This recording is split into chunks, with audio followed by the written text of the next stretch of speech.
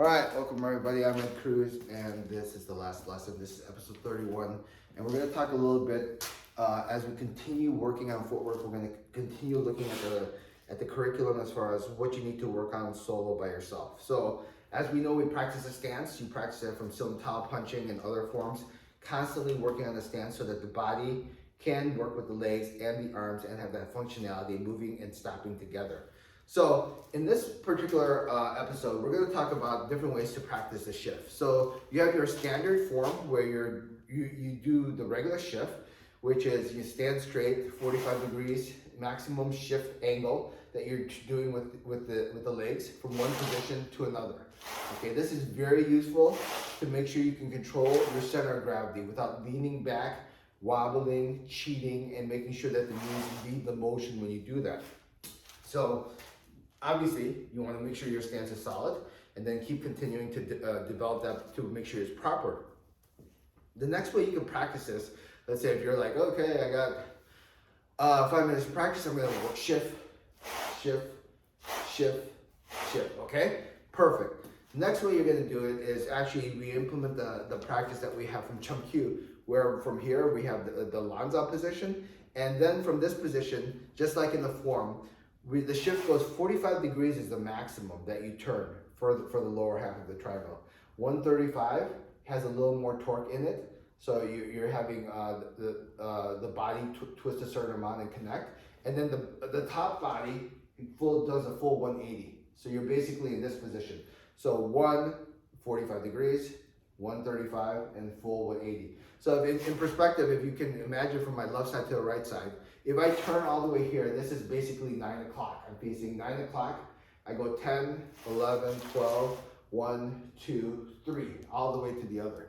And the reason you're practicing this kind of shift as opposed to just the standard stationary one is from here, I want to be able to shift, shift, and then shift, okay? And not like half shift and half shift. You want the full body. And the reason you have this kind of practice is the development of the full turn rotation, but the full turn rotation utilizing the connection of all three structures together. You have the lower half that goes 45, the mid-level, right, that goes 135, and then the top, right, goes 180 from one point to another. And then now you actually feel one connection, two connections, three connections interlocking with each other, and you're turning your center of gravity in this direction every single time. So this is good practice, because a lot of times you may see like a lag when you practice this. So you feel like all of a sudden, 1, 2. See, it's not quite right. You want it where you're here, and when you shift, boom, turn, you have that motion where it's smooth as far as everything moves, everything stops, is little effort, and you're having that full rotation and connection of the body. Then finally, the third way you can practice this is the implementation of the BG form, the third section. So from here, you have this one, the guijun motion.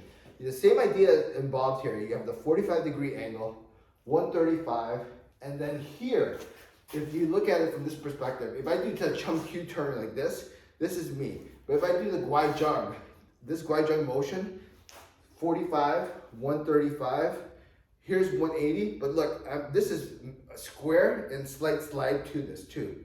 Okay, see that? Square, slight slide. You have that interlocking motion. What you're actually doing here is this motion is a circular motion going downward. You shouldn't necessarily feel yourself go up then down, but that actually is because the body now is no longer working on this circular rotation like you do in Chun. It's actually circulating this circle this way, right? But now you actually have hand motions that are rotating in the opposite direction of this way. And as you can see, this is how I'm doing the guijun motion.